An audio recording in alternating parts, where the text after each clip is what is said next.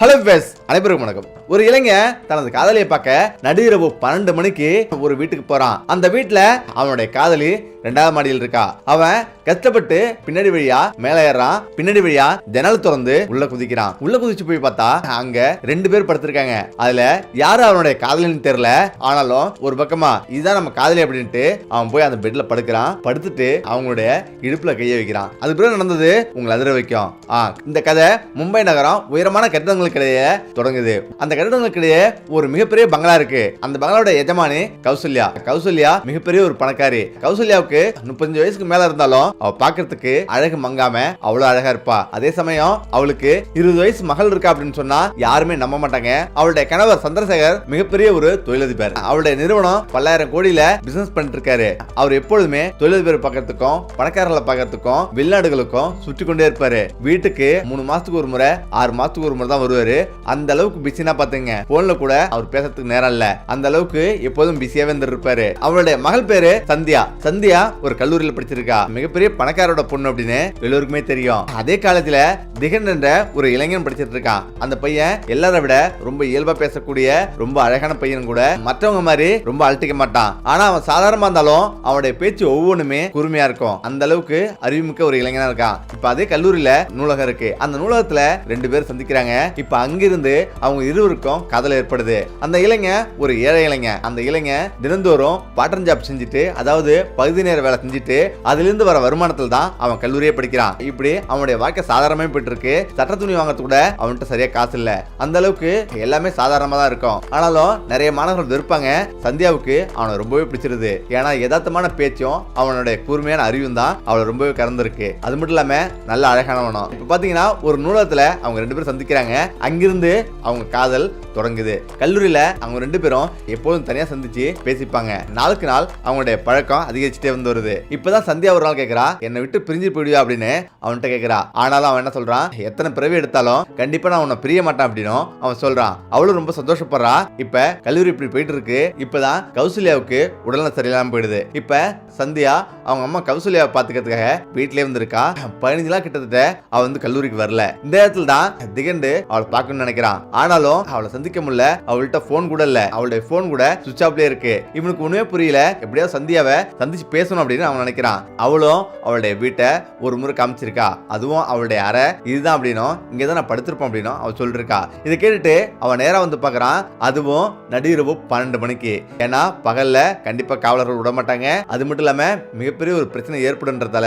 ஏன்னா அவனுடைய அம்மா மிகப்பெரிய பணக்காரி. இந்த காதல் வெளில தெரிஞ்சுனா அவங்க அம்மா ஒத்துக்க மாட்டாங்க. மிகப்பெரிய பிரச்சனை வரும். இதனாலேயே வெளியில எதுவுமே சொல்லாம இருக்காங்க. இப்ப நடுஇரவு 12 மணி ஆகுது. இப்ப சந்தியா வீட்டை நோக்கி அவன் போறான். இப்ப அங்க போய் பாக்குறான். அது மிகப்பெரிய ஒரு பங்களாவா இருக்கு. 2வது மாடியில சந்தியா தங்கி இருக்கிறா. இப்ப எப்படி அங்க மேல போறது அப்படின்னு யோசிக்கிறான். அப்பதான் பின்னாடி வழியா பெரிய பெரிய பைப்லாம் இருக்கு. இப்ப அந்த பைப்பை பிடிச்சிட்டு கொஞ்சம் கொஞ்சமா கஷ்டப்பட்டு மேல ஏறான். நல்ல வேளை ஜன்னல் திறந்தே இருக்கு. இப்ப அந்த ஜன்னல் வழியா விழுற போறான். அங்க மங்கலான லைட்டு தான் வந்து இருக்குது. ஆனாலும் அவன் நினைச்சது ஒண்ணு, நடந்தது ஒண்ணு. அங்க போய் பாக்குறான். அங்க 2 பெட் போடப்பட்டிருக்கு. 2 பெட்லயும் ஒருத்தர் போத்திட்டு படுத்திருக்காங்க. இப்ப அவனுக்கு ஒண்ணுமே புரியல. இதுல யார் சந்தியா அப்படின்னு ரொம்ப குழம்புறான். இந்த இடத்துல தான் அவ சொல்றா, இந்த ரூம் தான் அப்படின்னு வலது பக்கமா அவ கை காட்டிருப்பா. அதனால வலது பக்கமா இருக்கிறது தான் சந்தியா அப்படின்ட்டு அவன் அந்த பெட்டை நோக்கி நகர்றான். நகர்ந்து மெதுவா அந்த பெட்ல உட்கார்றான். இப்ப அப்படியே படுத்துறான். இப்ப படுத்துட்டு சந்தியாவோட இடுப்புல கைய வைக்கிறான். ஆனா சந்தியா இல்ல, சந்தியாவோட அம்மா கௌசல்யா. கைய வச்ச பிறகு இப்பதான் அவன் என்ன நினைக்கிறானா, தனது கணவர் சந்திரசேகர் வந்து பிறகு ரொம்ப நாளைக்கு பிறகு வந்ததால தன் மீது உள்ள ஆசையால இப்படி பத்திருக்காரு அப்படின்னு அவர் நினைக்கிறா. இப்பதான் கொஞ்ச நேரம் ஆகுது. இப்ப திகண்டும் அவளுடைய காதுல, நான் உனக்காக கஷ்டப்பட்டு கீழே இருந்து மேலே ஏறி ஜன்னல் வழியா கூச்சி வந்தான் அப்படின்னு அவன் சொல்றான். இதை கேட்டு கௌசல்யா அதிர்ச்சி ஆகுறா. தனது கணவர் குரல் இல்லை அப்படின்றத உணர்றா. அதிர்ச்சி ஆயிட்டு அலறா. உடனடியா திருட அப்படின்னு கத்துறா, அலறா. இந்த இடத்துல தான் வேகமா போய் லைட்டையும் போடுறா. திகண்டு அவனுக்கு ஒண்ணும் புரியாம நடுங்குறான். இந்த இடத்துல எப்படியாவது இங்க இருந்து தப்பிச்சு போகணும் அப்படின்னு வேகமா ஜன்னல் நோக்கி வேகமா ஓடுறான். ஆனாலும் சந்தியாவை கூப்பிடுறா. ஆனா சந்தியா இந்த இடத்துல ஏந்திரிக்கல. ஏன்னா சந்தியாவுக்கு திகன் தான் வந்திருக்கான்றது அவளுக்கு தெரிஞ்சிருச்சு. இந்த நேரத்துல அவ எழுந்திருச்சு அப்படின்னா அவளுடைய குடும்பமானம் போவோம், மிகப்பெரிய பிரச்சனை வரும் அப்படின்ட்டு அவ எதுவுமே தெரியாத மாதிரி அப்படியே படுத்திருக்கா. இந்த இடத்துல நீ யாரு, எதுக்காக வந்திருக்க அப்படின்னு வேகமாக கத்துறா. திருடன் சத்தம் போடும் போது இவன் வேகமா ஓடி ஜன்னல் வழியா கீழே குதிக்கிறான். இவன் கீழே குதிச்ச அடுத்த நிமிஷமே அவனுடைய காலு பலமா அடிபடுது. அப்படியே எழுந்திருச்சு நொண்டி வெளியே போறான். இப்ப நடந்து போயிட்டு இருக்கும் போது மக்கள் அங்க கூட்டிட்டாங்க. நிறைய பேர் பிடிச்சி அவன் வந்து அடிக்கிறாங்க. உடனடியா கௌசல்யாவும் கீழே வரா. இந்த இடத்துல சந்தியாவும் கீழே வந்து பாக்குறா. தனது அம்மா முன்னாடி நிக்கிறா. தன்னுடைய காதல தன் கண் முன்னே அடிப்படுறத பார்த்துட்டு அழுதுட்டு ஒளிஞ்சிட்டு பாக்குறா. இந்த இடத்துல கௌசல்யா அங்க வரா. உடனடியா போலீஸ் ஸ்டேஷனுக்கு போன் பண்ணி இது போல ஒரு திருடன் நாங்க பிடிச்சி வச்சிருக்கோம், உடனடியா வாங்க, என் வீட்டுக்கு திருடன் வந்தான், அப்ப நாங்க பிடிச்சிட்டோம் அப்படின்னு அவன் சொல்றான். உடனடியா போலீஸ் அங்க வராங்க. போலீஸ் வந்து அவனை அரெஸ்ட் பண்ணிட்டு ஸ்டேஷன் கொண்டு போறாங்க. இப்ப கௌசல்யா அவளுடைய ரூமுக்கு மேல வரா. இப்ப சந்தியாவிடம் ஒரு திருடன் வீட்டுக்கு வந்துட்டான், எவ்வளவு கத்துறேன், ஆனாலும் நீ ஏந்திருக்கலையே அப்படின்னு அவ கத்துறா. சத்தம் கேட்கலாமா அப்படின்னு சொல்லிட்டு அவளும் படுத்துறா. கௌசல்யாவும் படுத்துங்கிறாங்க. இப்ப விடியுது. காலை எந்திரிச்ச உடனே கௌசல்யா ஸ்டேஷனுக்கு போறதுக்கு கிளம்பிட்டு இருக்கா. கிளம்பும் போது அவ கண்ணாடியை பாக்குறா.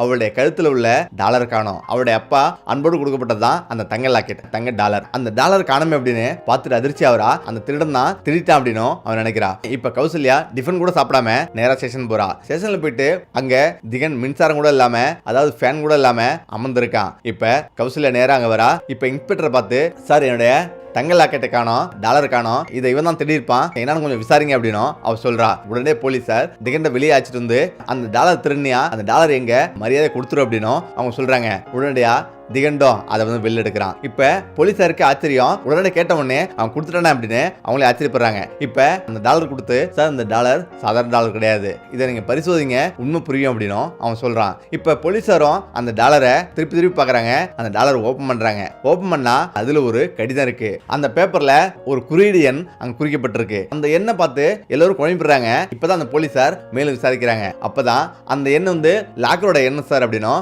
கௌசல்யா அப்பாவோட லாக்கரோட எண் அப்படின்னும் அங்க உள்ளவங்க ஆய்வு செஞ்சு சொல்றாங்க. உடனே இன்ஸ்பெக்டரும் கௌசல்யாவும் லாக்கர் தேடிட்டு போறாங்க. இப்ப பேங்க்ல போயிட்டு லாக்கரை ஓபன் பண்றாங்க. லாக்கர் ஓபன் பண்ணா அங்க உள்ளர ஒரு மிகப்பெரிய ஒரு கடிதம் இருக்கு. அது மட்டும் இல்லாம சொத்து பத்திரமும் ஏகப்பட்டது இருக்கு. அந்த கடிதத்தை எடுக்கிறாங்க. அந்த கடிதத்துல, அன்புள்ள கௌசல்யா மகளே, இந்த கடிதத்தை நீ படிக்கும் போது நான் உயிரோட இருக்க மாட்டேன். ஏன்னா நான் ஒரு மிகப்பெரிய சிக்கல்ல மாட்டிருக்கேன். நீ நினைக்கிற மாதிரி உன்னுடைய கணவர் நல்லவர் இல்ல. உன்னுடைய கணவர் மிகப்பெரிய மோசடிக்காரர். எனது உயிருக்கு ஆபத்து அப்படின்னா அது உன்னுடைய கணவரால தான் இருக்கும். எத்தனையோ முறை என்னுடைய சொத்தை அபகரிக்க உன்னுடைய கணவர் நினைச்சாரு. அது காரணம், உன்னுடைய கணவருக்கு அமெரிக்காவிலும் கல்யாணம் இருக்கு. கல்யாணம் ஆகி அங்கேயும் குழந்தைகள்லாம் இருக்கு. அதனால இங்குள்ள சொத்துக்கள் எல்லாமே வித்துட்டு அமெரிக்கா போலான்னு பிளான் பண்ணிருக்காரு. இது எல்லாத்தையும் தடுத்துட்டேன். இதனாலதான் என் மேல பயங்கர கோபத்துல இருக்காரு. நான் விடவே இல்லை. இந்த முறை அவருடைய பார்வை கடுமையா இருக்கு.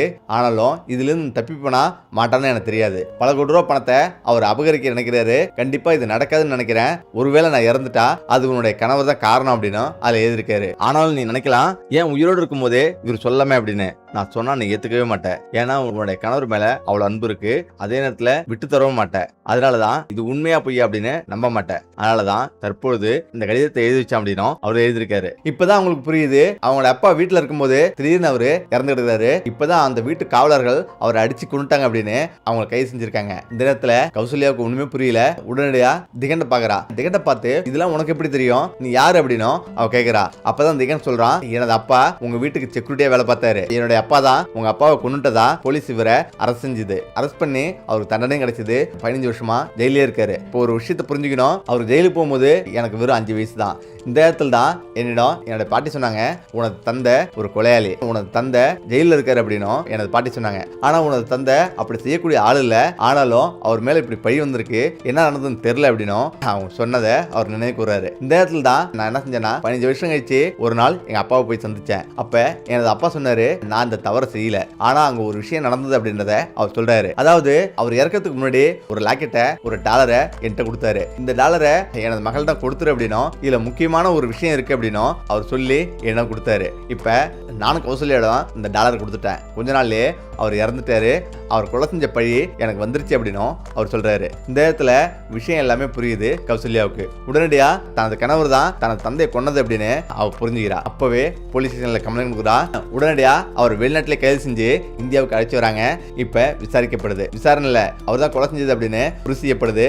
இப்ப அவருக்கு 25 வருஷம் ஜெயில் தண்டனை கொடுக்குறாங்க. இப்ப அதே நேரத்துல திகனோட அப்பாவை ரிலீஸ் பண்றாங்க. ஆனாலும் இப்ப கௌசல்யா ஒரு குற்ற உணர்ச்சியோட இருக்கா. இப்ப திகன்கிட்ட அவ பேசுறா. அதாவது செய்யாத தவறுக்கு உங்க அப்பா சிறை தண்டனையை அனுபவிச்சிருக்காரு. நீ எனது மகளை காதலிக்கிற, நீயே எனது மகளை கல்யாணம் பண்ணிக்கப்பா அப்படின்னும் அவங்க சொல்றாங்க. இப்ப திகண்டும் சரின்னு சொல்றான். இப்ப அவங்களுடைய வாழ்க்கை நல்லாவே போயிட்டு இருக்கு. ஓகே, நம்மள இந்த வீடியோ பிரச்சனை மீண்டும் அடுத்த சந்திப்போம். நன்றி, வணக்கம்.